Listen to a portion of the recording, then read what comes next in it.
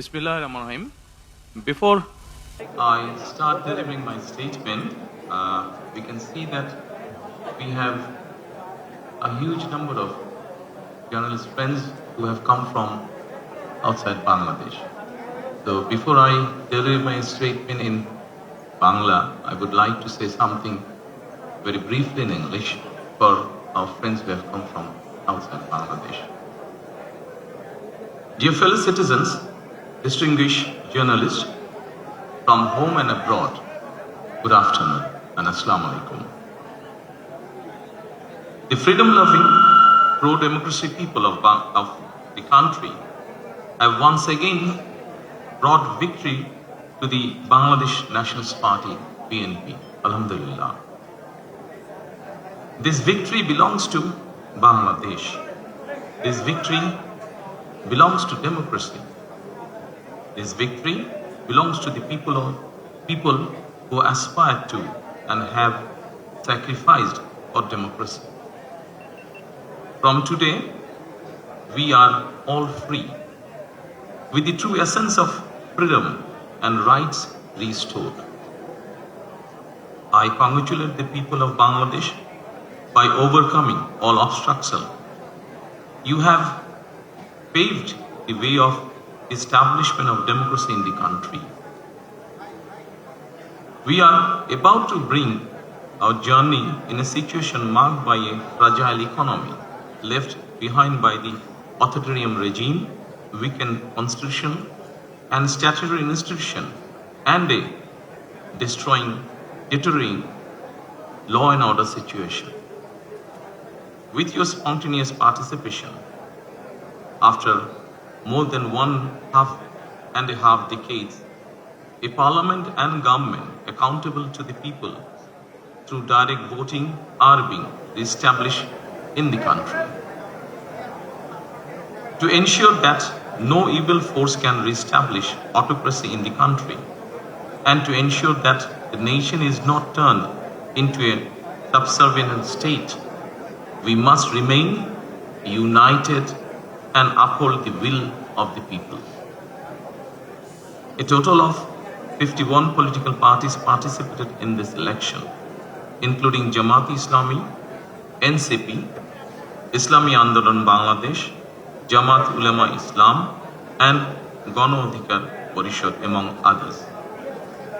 I extend my sincere congratulations to every political party that participated in the national election, irrespective of the results. In a democratic state and political system, political parties are the true beacon of democracy. If both the government and the opposition play responsible roles from their respective positions, democracy will surely take institutional form in the country. I call upon all democratic political parties that participated in the election. Your ideas and views are important to us in the nation-building process. Our paths and opinions may differ, but in the interest of the country, we must remain united. I firmly believe that national unity is our collective strength, while division is our weakness. Dear friends, now I would like to deliver my statement in Bangla. My colleagues, they will provide you the translated copy after I finish. Thank you so much. প্রিয় বাংলাদেশী, প্রিয় দেশবাসী, আসসালামু আলাইকুম। দেশের স্বাধীনতা প্রিয় গণতন্ত্র প্রিয় জনগণ আবারও বিএনপিকে বিজয়ী করেছে। আলহামদুলিল্লাহ। এই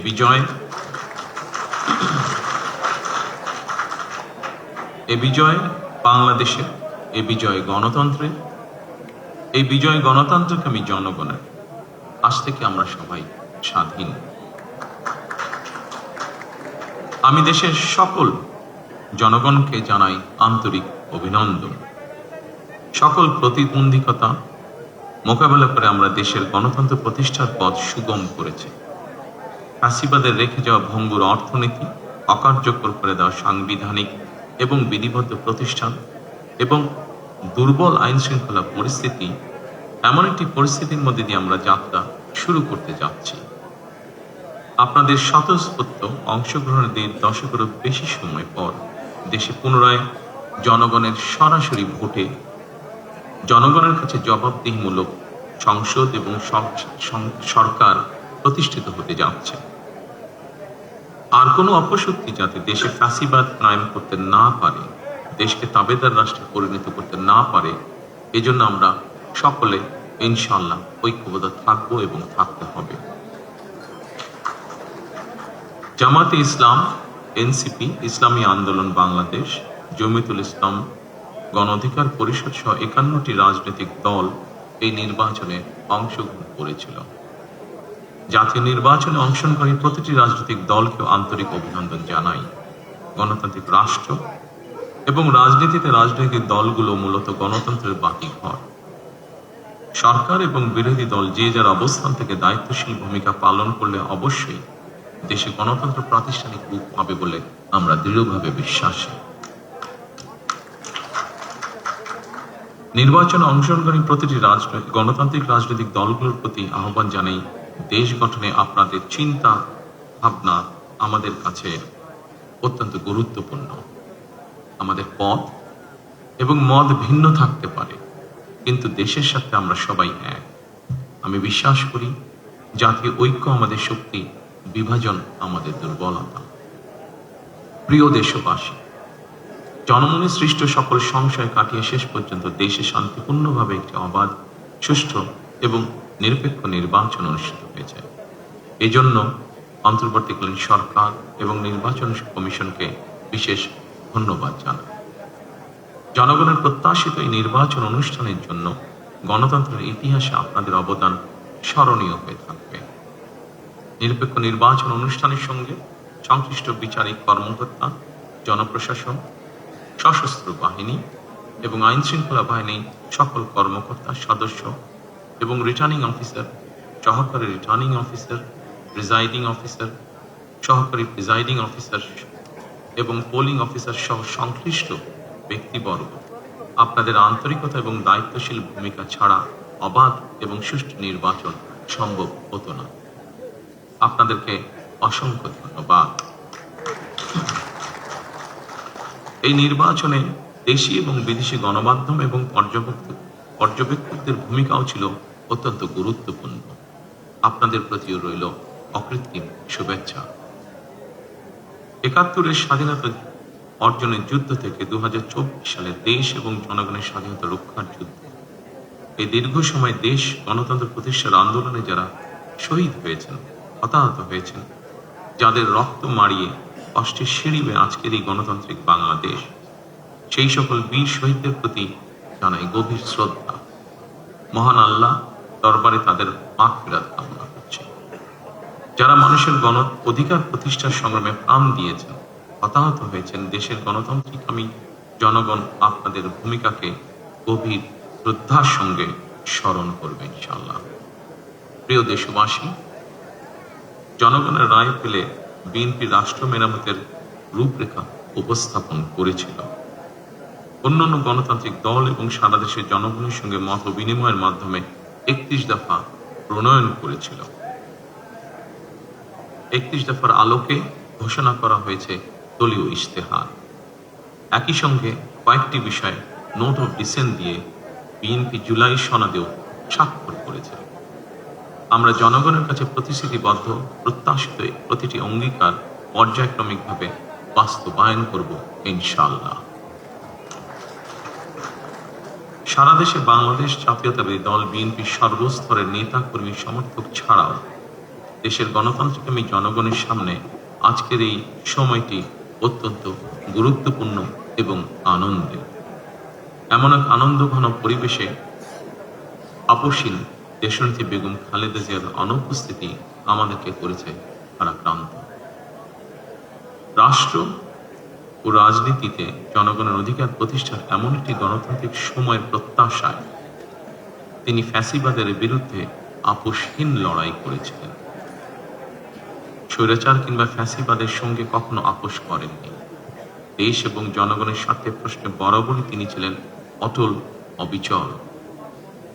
আমরা আল্লাহর দরবারে মরহুমা খালেদা জিয়ার মাগফিরাত কামনা করছি।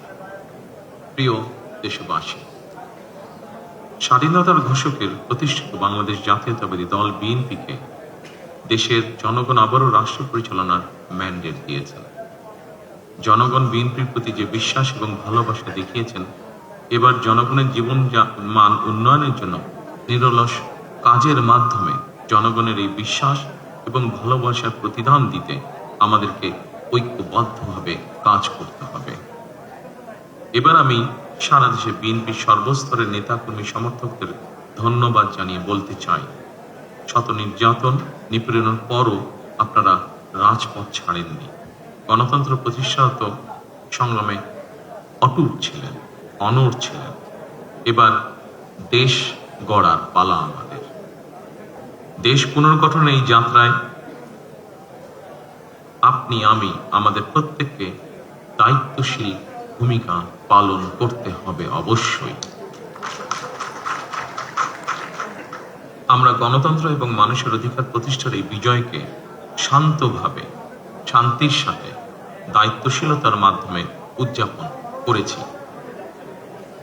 নির্বাচনোত্ত বাংলাদেশে যাতে কোথাও কোনো অপ্রীতিকর ঘটনা না ঘটে, এই জন্য শত উস্কানির মুখেও আমি সারা বাংলাদেশে বিএনপির সর্বস্তরের নেতাকর্মীদের শান্ত এবং সতর্ক থাকার আহ্বান জানাচ্ছি।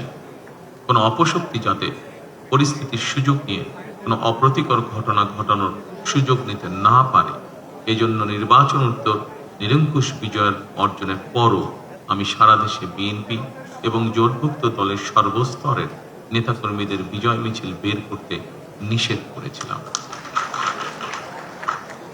আমরা আল্লাহর দরবারে শুকরিয়া আদায়ের মাধ্যমে বিজয় উৎসব পালন করেছি।